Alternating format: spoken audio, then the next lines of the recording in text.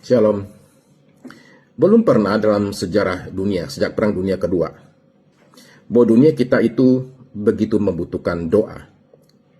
Saat ini, malam ini, sementara saudara saya ini sedang bersiap-siap buat istirahat, buat tidur, ada sekelompok orang juga sedang bersiap-siap, bukan buat tidur, tapi untuk saling bunuh, untuk berperang.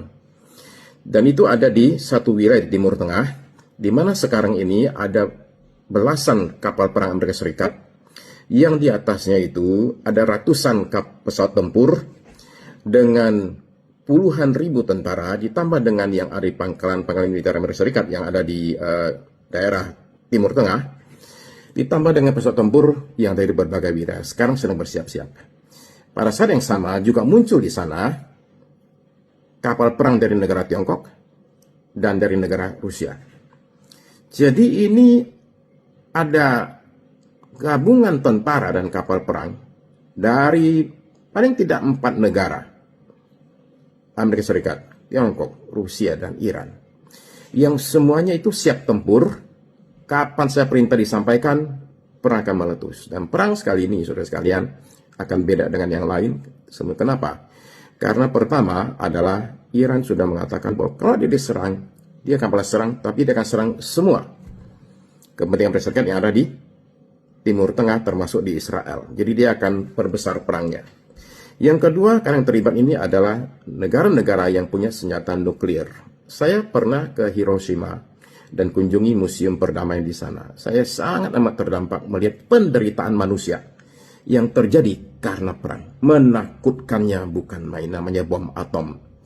Tapi bom nuklir sekarang itu kelasnya beda sekali dengan bom atom yang dijatuhkan di Hiroshima tahun 1945 oleh Amerika Serikat. Bom nuklir yang sekarang itu kekuatannya itu ratusan kali, mungkin ribuan kali lebih kuat daripada bom atom yang dulu. Jadi korban di sana waktu itu ratusan ribu orang dengan satu bom atom. Saudara sekarang bisa bayangkan satu bom nuklir jatuh kan, itu korban itu bisa mencapai jutaan orang. Satu negara bisa hilang oleh satu bom. Jadi dunia sekarang sedang sekali butuh doa kita, saudara sekalian. Nah, saya tahu saudara-saudara semua akan berkata, Pak, bukankah perang itu kan sudah dinubuatkan akan terjadi di akhir zaman? Saya setuju dan saya juga kutip kata-kata Tuhan Yesus. Bangsa akan makin melawan bangsa. Karena deru perang ya akan terjadi banyak sekali kekacauan dan kekerasan. Kalaupun kita tidak bisa berdoa supaya perangnya itu batal, paling tidak kita bisa berdoa supaya perangnya itu tidak meluas kemana-mana. Durasi perangnya itu pendek, jangan lama. Yang ketiga, kita berdoa korban tidak terlalu banyak. Saya rasa itu kontribusi kita. Pertama-tama kalau bisa kita minta Tuhan, perangnya itu ditunda. Kalaupun tidak, kita doa. Perangnya jangan terlalu meluas, jangan terlalu lama, korban tidak terlalu banyak, saudara sekalian. Sekalipun saya mengatakan bahwa sekarang ini perang ini tergantung kepada Presiden Donald Trump, mau dia mau kasih perintah atau tidak. Tapi saya ingin juga berkata bahwa sebenarnya perang itu di satu sisi tergantung kepada kita juga, termasuk arah perang, saudara sekalian. Ada satu orang pendoa siapa berkata begini, saya lupa namanya, Rees. Dia berkata, history belongs to the intercessors. History belongs to the intercessors. Sejarah adalah milik para pendoa syafaat. Maksud dia adalah bahwa jalannya sejarah bisa berubah karena doa. Yang saya jadikan contoh adalah waktu terjadi di Perang Dunia Kedua, ketika Hitler menyerbu Prancis, tentara Inggris itu ada 300.000 orang lebih itu terpojok di satu pantai namanya Dunkirk. Dan dalam keadaan kepepet itu, mereka itu sasaran empuk dari pengeboman dan penembakan dari pesawat tempur dan tank tentara Jerman. Jadi itu 300.000 orang bisa saja itu mati semua. Tapi pada tanggal 23 Mei tahun 1940, Raja George ke-6 dari Inggris itu mengajak rakyat Inggris untuk berdoa. Dia mempermaklumkan Hari Doa Nasional, National Day of Prayer, tanggal 26 Mei. Lalu tanggal 26 Mei terjadi sesuatu yang menarik sekali, ajaib sekali, yaitu bahwa mendadak pada tanggal itu Hitler memerintahkan tentaranya untuk jangan maju.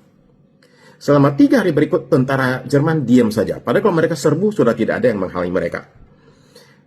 Jenderal dan panglimanya Jerman itu protes ke Hitler, minta dikasihkan keleluasan untuk menyerbu. Tapi Hitler bilang enggak gerak, diam. Lalu yang berikut adalah terjadi topan, badai di daerah Dunkirk. Sehingga pesawat Jerman itu nggak bisa naik. Di semua tertahan, nggak bisa ngebom tentara Inggris yang terpojok itu. Yang ketiga adalah sekalipun daerah Flanders itu, Dunkirk itu badai, tapi di daerah tentara Inggris itu tenang sekali, nggak ada badai sama sekali. Sehingga Inggris itu bisa kerahkan 800 kapal lebih untuk selamatkan tentaranya. 800 lebih kapal itu 700 diantaranya itu adalah bukan kapal perang, tapi kapal ikan, kapal nelayan macam-macam, kapal pesiar kecil itu dipakai buat pindahkan tentara. Jadi itu terjadi yang namanya mujizat di Dunkirk. Inggris itu yang berdoa itu juga bukan orang-orang yang 100% benar, saudara sekalian. Mereka itu adalah orang-orang yang membawa Injil kemana-mana, tapi juga mereka membawa kematian dan penjajahan di mana-mana di seluruh dunia.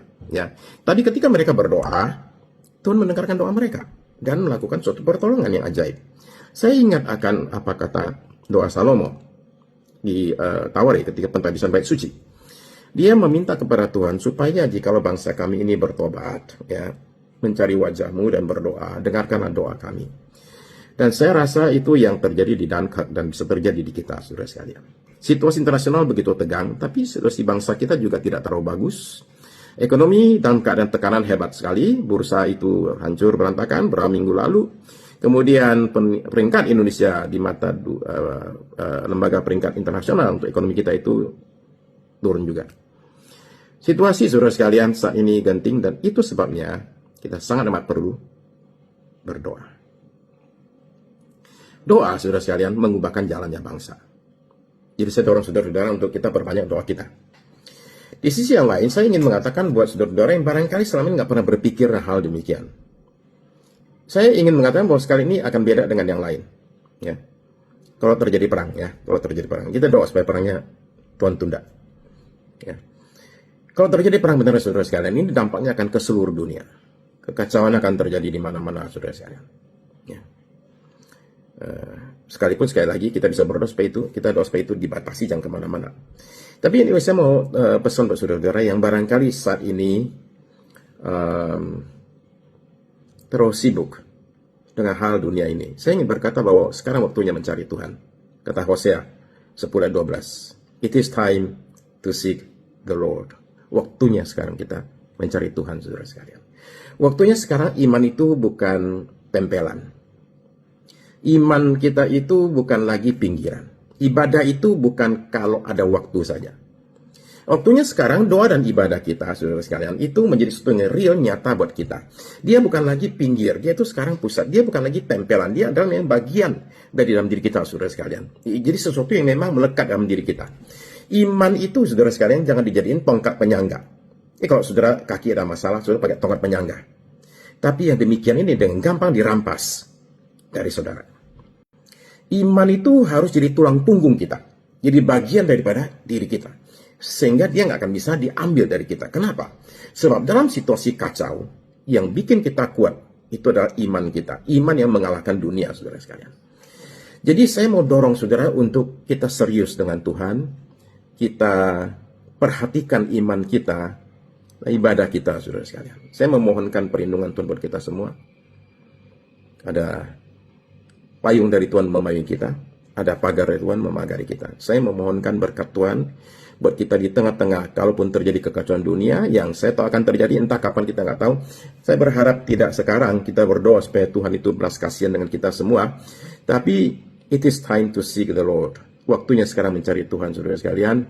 Waktunya sekarang berseru kepada Tuhan. Sebab kata Tuhan Yesus, ketika kamu melihat semua tanda itu, pandang ke atas, angkat kepalamu, dan lihat, keselamatanmu sudah datang.